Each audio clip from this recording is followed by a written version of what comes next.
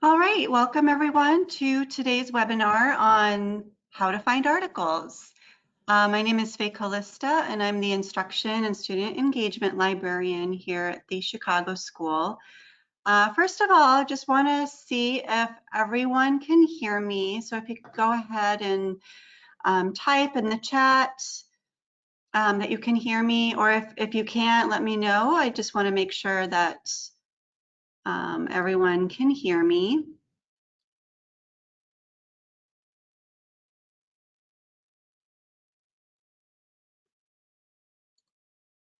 So you can either say yes, no.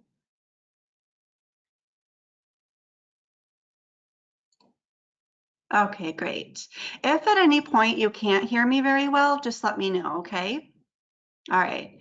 So the other thing before we get started is if at any point during the webinar you have questions, feel free to either raise your hand.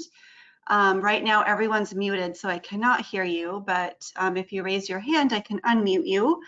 And that way you can ask your question, whether you're using a headset, you're on the phone, however, you know, or if you'd rather just type your question into the question box or the chat box, you can do that as well. I'll leave plenty of time at the end for questions as well. So, I mean, if you just prefer to hold your questions until then, that's totally fine. All right, so I hope everyone's having a lovely evening. It's lovely here in Chicago. All right, let's get started. All right, so I thought, just to begin with, that we could do a quick survey. Go ahead and click on it. In order for this presentation to be as sort of relevant to you as possible, I kind of want to hear your experiences about, you know, how difficult or frustrating is it to find, or what is it that you find difficult or frustrating about finding articles for your research? So if you want to go ahead and go to menti.com and then enter the code, you can go ahead and start. You can even put more than one answer if you prefer.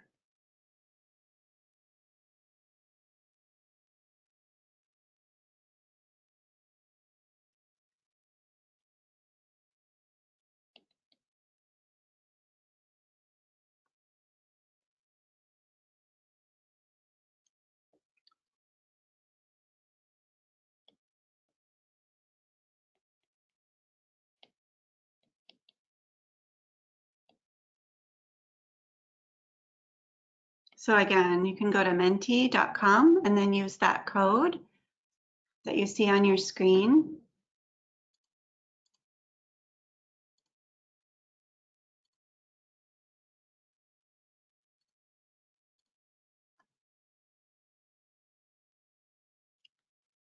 All right, so far we have too many results or don't know what keywords to use. Okay, those are very common. And by the way, this is anonymous, so you can feel free to contribute.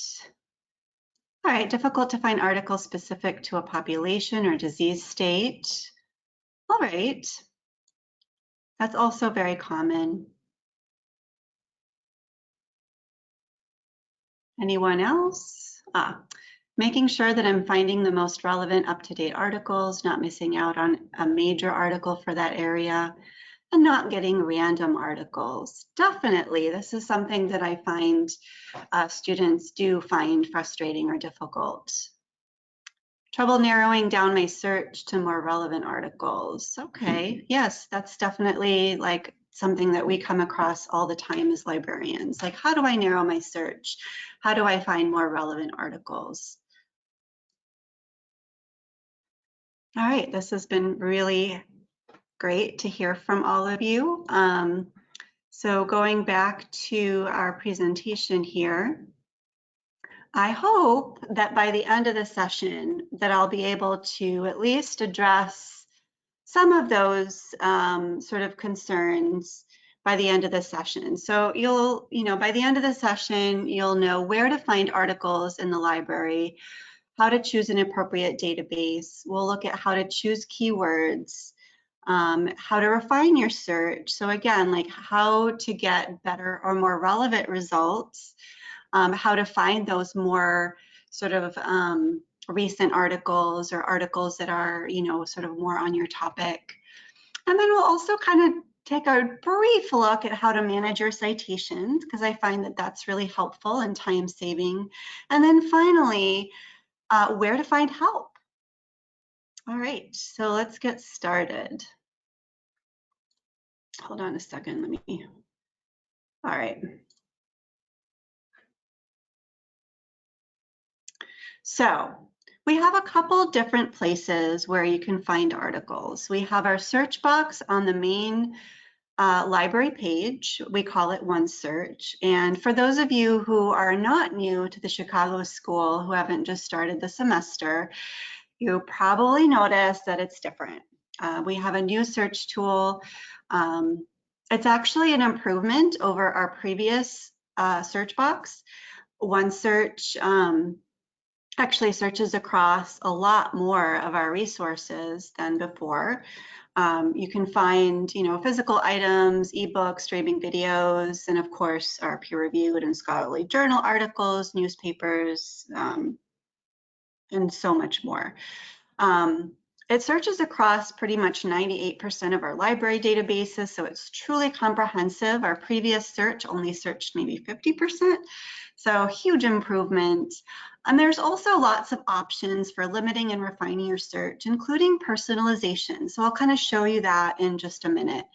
It also gives you options to save your items and searches, and even allows you to search outside of our full text collections. If you're doing a really comprehensive search, dissertation, large research paper, even items that are not available in the library as full text, you can still get those through interlibrary loan. So we'll talk about that in a little bit. So there's OneSearch, and then there's also our individual databases. So these are, often subject-specific or specialized databases. Often I get the question, like, why even search these databases when it seems like OneSearch seems to search everything at once? And the answer is that generally these subject-specific and specialized databases have more bells and whistles than OneSearch. So they have subject-specific thesauri, they have subject-specific and specialized limiters. So those of you who, like somebody mentioned, how to narrow to a population. Well, there are some databases that allow you to do that, and I'll show you what that looks like. And just a lot more search options. So if you're trying to decide between, searching using the search box, right, OneSearch, or using an individual database, generally what I say is that, if you're writing a dissertation, doing a literature review, or even a longer research paper, you probably want to use some of the databases. But if you're just looking for articles on your topic for, a paper or for a discussion post, OneSearch usually is really great, because as I said, it searches across all of our databases. All right. So let's take a closer look at OneSearch. So I'm going to go to our library website, where we have OneSearch here right at the sort of top of the page. You'll notice that we have options here to search everything. So that includes our physical collections, videos, ebooks, just everything. But you can also search just our peer-reviewed literature.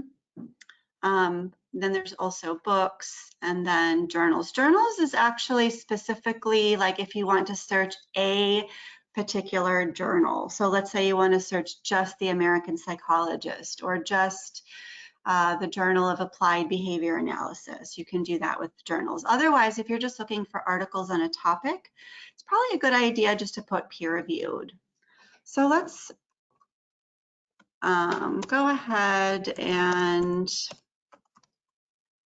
do a search. Let's do college. We'll do college students and anxiety. If I can type, there we go. So we'll click on the little search there. So generally it'll give us results for peer-reviewed articles since that's what we chose. All of these will probably be online.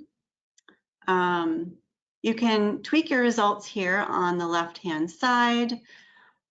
So let's see here. Let's go ahead and I'm gonna take all my filters off just to kind of show you some of the options here. So yeah, peer-reviewed journals. And then if you wanted to limit by date, you can do that here on the left, or limit by subject. That's another way that you can sort of narrow down a search. You'll notice that with this particular search, you get a lot of results, right? So you can personalize your results if you want. That's one option that you have. It's kind of cool. If you click on this. All right, so I have my results that are personalized. I can edit them here because I already chose the disciplines. But if you're doing this for the first time, you can actually choose what disciplines you want your results to come from. So it'll kind of focus your search. So if I'm just interested in, let's say, psychology or sociology, education, and so forth, I can just click on those disciplines and then click Save Changes. There we go. You can further personalize your results by clicking here on the left-hand side where it says Prefer Newer Material. So I'm not specifying a date range. I just want like sort of newer material to kind of float to the top of my results. So I can do that by check marking this box. Now I still have a lot of results. We'll talk a little bit more later about how to sort of narrow results, but obviously from here we can always add additional search terms or keywords if this isn't looking like what you're trying to find. Let me go back to peer-reviewed articles. Okay. So all of these will be available online. If you want to expand your search, you can always do that here by clicking on Expand Your Search, and that'll give you results outside, or I mean including, but also outside of the library. So that means maybe articles that aren't full text.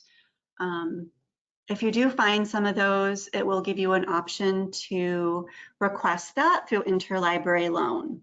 You'll notice that there's also a link here at the top. So if you want to fill in a blank request form, you can do that up here as well. All right.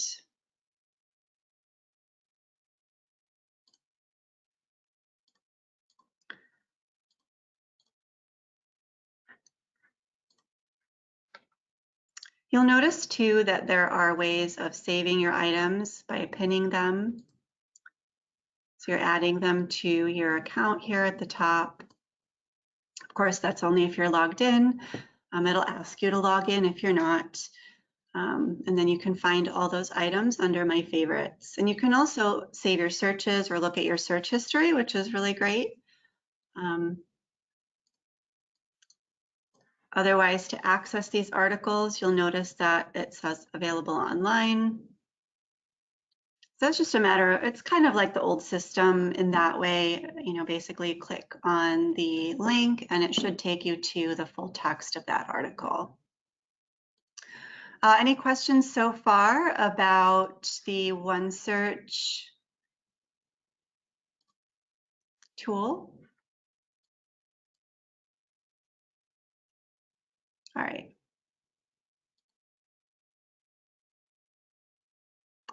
All right, so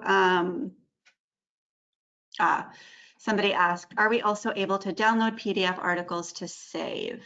Yes, you can. So in that previous window that we were in, let me go back actually.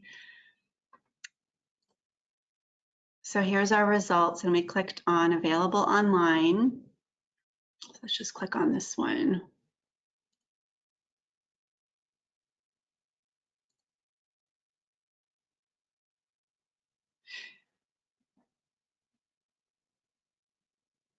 Oh, hold on, that one didn't work. I've got a few glitches actually. If you do come across any problems accessing the articles, definitely let us know.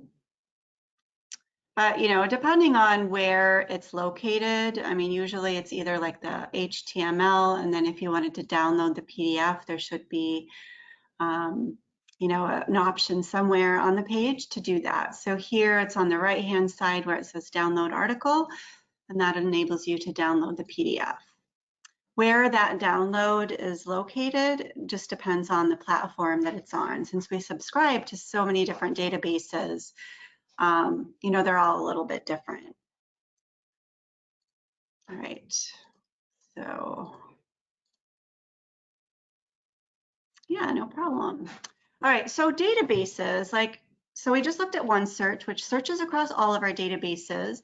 And as I mentioned earlier, there might be some instances where, you know, a database might be a better choice, especially if you're doing more in-depth research, looking for, you know, specialized information, or if you're researching for your dissertation. So let's take a look at that. So I'm going to go back to the library website here.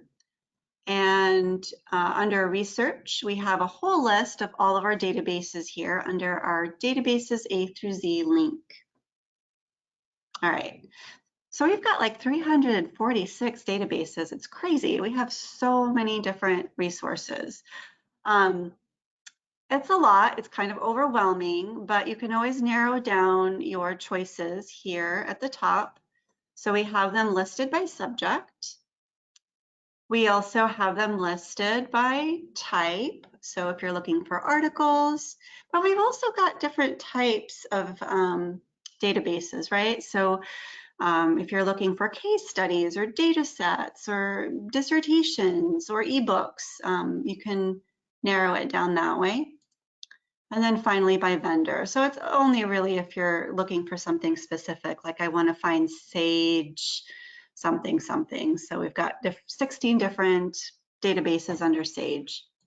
Most people will start here though with subject. So if I were, for example, a student in business psychology, you know, I might want to look under, let's say, business or psychology, right? Let me look at business just to begin with. So these are all of the databases that are related to business. And then I can further narrow it down by type. So maybe I'm just interested in articles. So that narrowed it down a little bit. At the top, it gives you sort of the recommended database. So what are sort of the top databases in this topic? Generally, ABI, Inform Global, and Business Source Elite are really like the top ones, but these other ones are great too. All right.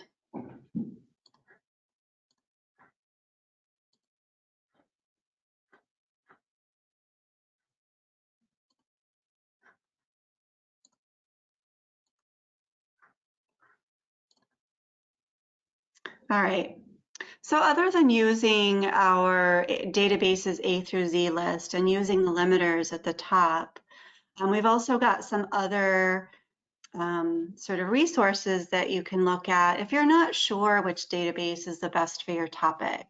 So you'll find that under Find Help and then Research Guides. So this is what that looks like.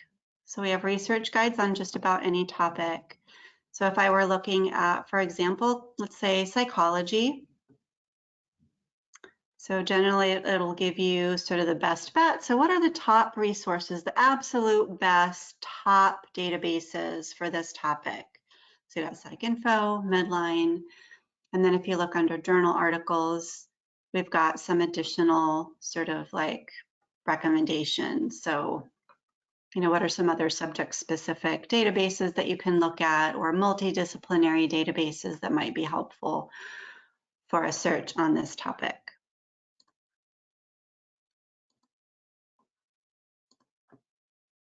All right, so those are our research guides. I always like to point that out because they're not exactly like a lot of students I think don't know that we have those, but they can be really helpful.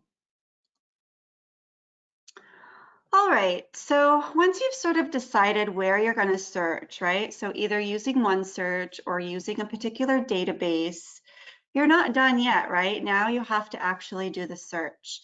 And the first step is really to choose those keywords.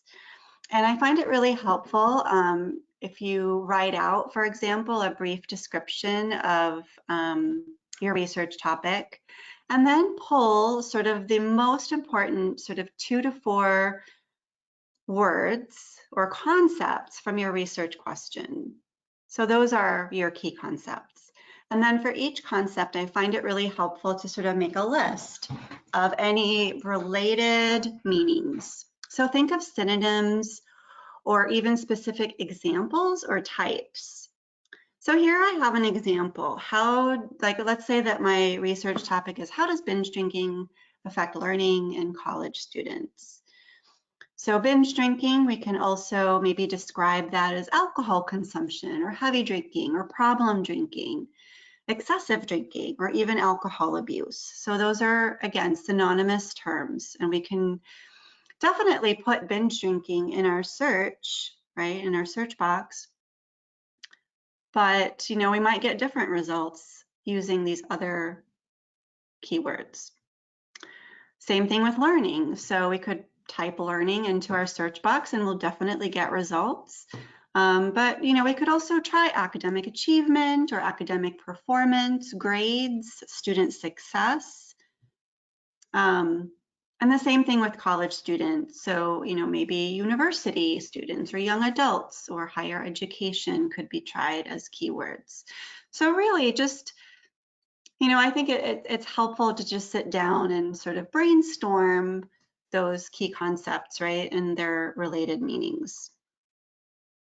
But sometimes we don't always know, right, what exactly, what are the synonymous terms or what keywords really would work. So there's a couple other strategies you can use. So let's go into one of the databases here and I'll show you. Right now I'm in PsycInfo, which is our top psychology database. I'm going to go to the advanced search and I'm going to show you a couple other things that you can try to find or to sort of help build that keyword list that is going to get you the most relevant results. So one thing you can try is a thesaurus. Most subject-specific databases will have one, and they're specific to that database. So for example, if we wanted to look up, let's say, actually I had a term in my head and now I can't think of it. Does somebody have a suggestion for a keyword that we can, or a subject term we can put in there?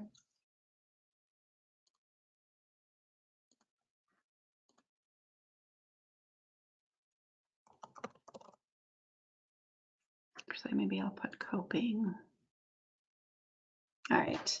So maybe I'm doing a research paper on some aspect of coping and anxiety or something like that. So we've got a couple of different choices here. We've got coping behavior, coping style, stress and coping measures. Kind of thinking maybe coping behavior. So we'll click on this little box here. And you'll notice that there are some notes here and then also related terms. So that could be helpful, right? I mean, maybe coping behavior is a good term to use, or we can add some additional terms here, like maybe emotional adjustment or resilience, or let's see here, emotional control, something like that. They don't all mean exactly the same thing, but they might be really relevant to the topic that we're researching. So I'll click add to search. All right, and then we can also add some keywords here. We can also combine related terms. So maybe I want to look at stress or anxiety, something like that. So I can put the word or in between those two terms. A lot of our databases will automatically search terms as a keyword, but if you're in ProQuest, you'll notice that it searches in anywhere. So just a little pro tip for you. I usually like to change this to anywhere except full text if you're putting in key terms, because now it's going to look for those keywords in the title, the abstract, but not the entire article, which is what in anywhere means. Hope that makes sense. All right, so let's go ahead and click search. Now, obviously, a search like this, I would probably have to narrow it down, right? I mean, this is way, way too broad. So again, like we saw in one search, there's lots of different ways that you can limit, right? You can limit it by date range. You can limit it by subject here, which is another way that you can sort of build your keyword list. If you click on more, and then kind of breaks down that huge number of results by subject.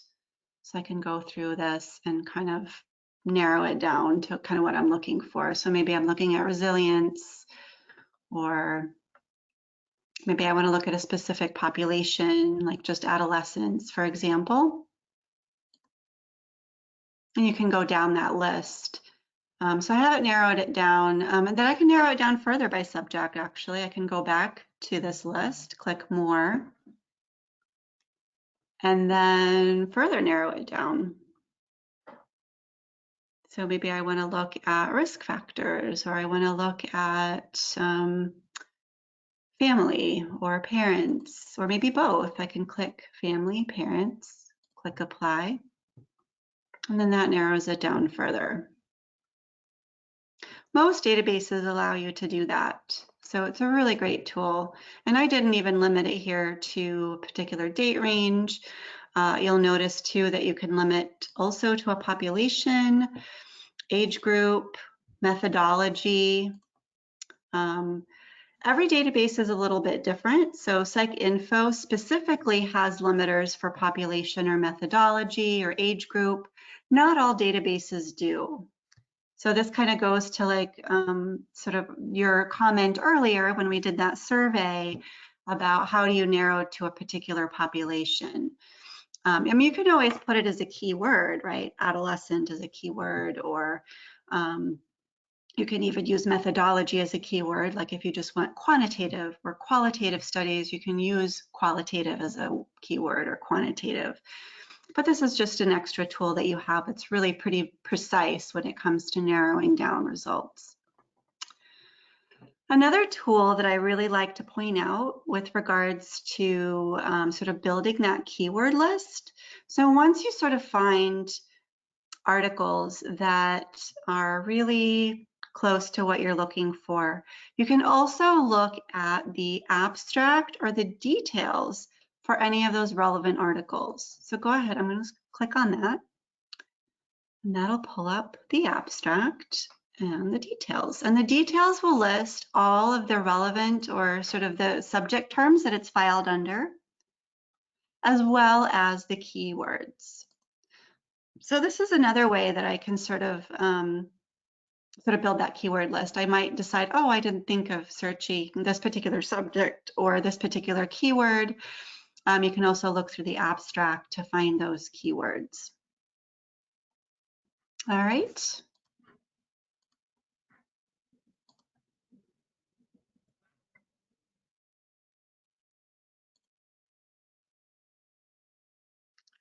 A couple other tools that you have to sort of further sort of make your search more precise with regards to putting those keywords in the search boxes. Oftentimes there's like different techniques you can use. So for example, we've got truncation, and that's where you can put an asterisk after the sort of the root of the word, and it will find all of the articles, all of the articles that have that root. So for example, with perform as an example, if you put an asterisk next to it. It'll search for perform, performance, performativity, and so forth. I like to use double quotes oftentimes if I'm looking for a phrase, because the way that databases work is if you don't put the quotation marks around the phrase, it's going to look for those two words, but not necessarily together. And then finally, like keyword wildcards are really helpful if you want to catch words with different spellings. So for example, for women or woman, you can put a little wildcard symbol in between where that, either A or E would go. So most databases, I think it's a question mark for that wildcard symbol, but every database is a little different. So you may want to check the help section of the database that you're searching just to make sure that you're using the right symbol. Just a little pro tip for you here as well. If you go under Find Help and then Research Guides, I showed you that earlier. So we have all these by subject, but then we also have one on research and writing support. And then we have this really handy guide to searching. So this really helps to kind of break down, the search basics, as well as the differences between keyword searching and subject searching. And then what I just showed you now with phrase searching, truncation, and wildcards. There's some more examples here of how to use those techniques when you're doing a search. So this is like super kind of advanced search techniques, but it's really, I think, great to learn how to use these, especially if you're not getting the results that you're looking for. You might want to try that. So this is the guide to searching again, and yeah, you can find it under Find Help and Research Guides.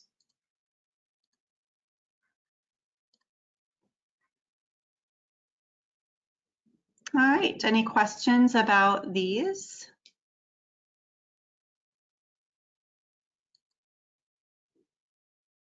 All right, so now that you have chosen where to search, you have chosen the keywords that you want to choose or to search. It's usually a process of refining your search, which I just showed you actually some techniques for doing that. Oops, I think this one's not displaying properly here. Let's go ahead and go back to our research guide here, and I have like a sort of a little bit here on how to refine your search. So let's go to that page.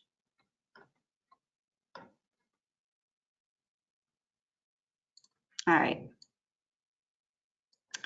So this happens often to us when we search, right? Sometimes we get too many results, sometimes we get too few results. So what do? So when we have too many search results, I usually go back and I sort of reassess what keywords I'm using, right? So, if I'm getting too many search results, I may need to add additional keywords, and that'll limit it. I can also use limiters like I showed you earlier. So limit by date or by subject will give you more targeted results. Don't use or in between terms because that will expand your search. And then also look at the default search options. So databases often search, by title, author, abstract, subject fields. So take a look at that and see maybe you want the keyword to appear in the title. So you can actually change it to title. That could be a way of sort of narrowing it down. And then you may also want to think about your topic. Maybe your topic's too broad, and is there maybe a more focused aspect of your topic that you want to look at? And then if there's too few search results, which I think happens to us pretty often, you may want to change the database that you're searching, maybe search a broader database, or maybe try OneSearch, or even Google Scholar. you may want to also broaden your topic. So, I mean, if you're using, you know, if your topic rather is just really specific, try to back out a little bit. Maybe take away a keyword, take away a concept, to kind of see what research has been done on this sort of more broader area that you're looking at. Again, you can change your search terms, so use maybe broader search terms, use fewer search terms. You know, often I think the sort of optimal number of keywords is going to be between 2 and 4. Use fewer limiters, obviously, if that's relevant. So, you know, remove some of those, check your spelling, and then use or with synonyms. So we looked at that a little bit earlier. So that example that I showed you about the college students and binge drinking affecting grades or learning. So we could string that together in a search string like this: learning or academic achievement or academic performance or grades. All right.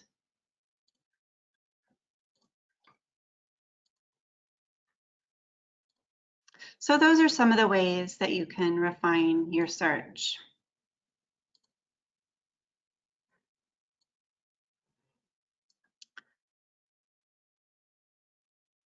So once you have some articles, you also have to manage them, right? So what do you do with them? I always ask students this because the answers vary a lot.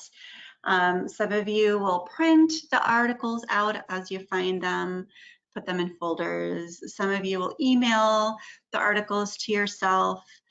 Some of you use citation managers or the databases to save your citations. So I just wanted to kind of give you a really broad overview of how to do that or what your options are. So let's go back to the library website.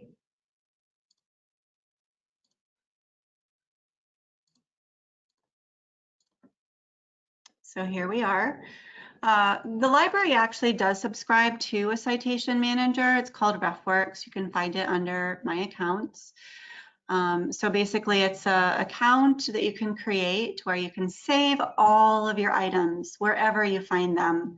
So whether you find it in Google Scholar, ProQuest, EBSCO, any sort of library database, you can save it all in one place with RefWorks, which is really great because not only do you have everything in one place, but you can also use it while you write. So you can have your references open while you write and then cite while you write with a plugin that works with your word processor. Now it's beyond the scope of this webinar to kind of go over the particulars. Just wanted to show you that that exists if you don't know about it already. There's other citation managers out there like Zotero, Mendeley, EndNote. You can use any one of them. They're all good. Otherwise, you can also create accounts within the different databases. So going back to our search in PsycInfo, for example, it also gives you an option to sign in here at the top right-hand corner. It's the same for any database. It's usually here in the top right-hand corner where you can sign in, create an account. It just takes a minute. And then you can easily save your articles as you search. All right, you can put them in different folders. And then you can access them later and create bibliographies in APA format, which is really nice. So let's choose 7th. All right, so that's really nice. You can even save your searches, which is really fantastic. So, you know, if this is something that I'm researching for a paper, but I've got to run and catch some dinner, and maybe I don't have time to go through these results right now, no problem. I can just click here on Save Search, and then I can go back to it later. But again, you have to be signed in to save those searches and save those articles. And again, it's very similar across most databases. Again, you'll find those links at the top right-hand corner.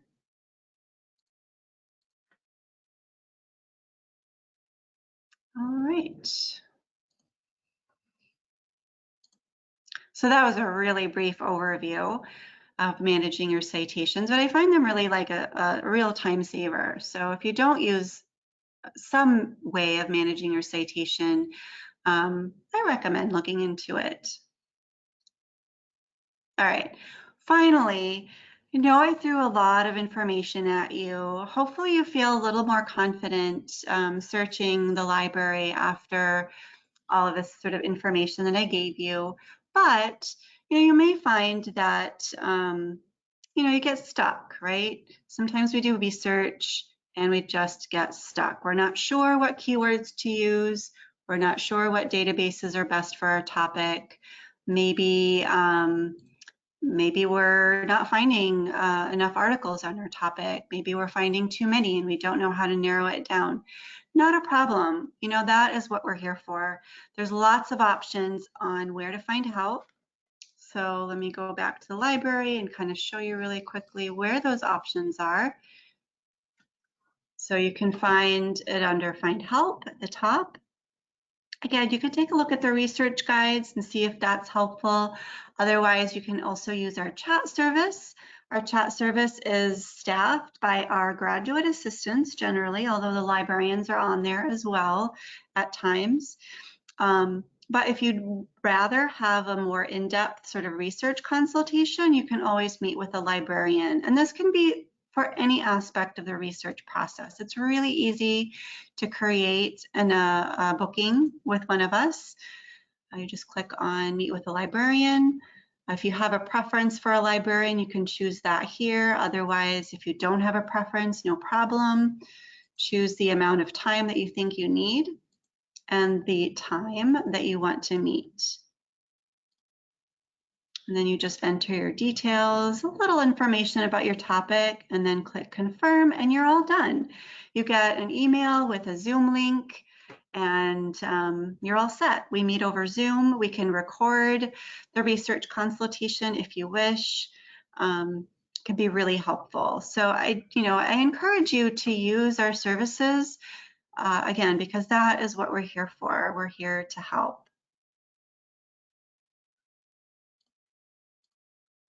You can also email us. There's an option for that as well. All right, so I know that we covered a lot of ground here. Does anybody have any questions about any of the sort of content that we looked at? How to find articles, how to sort of find those keywords, how to use limiters, where to search?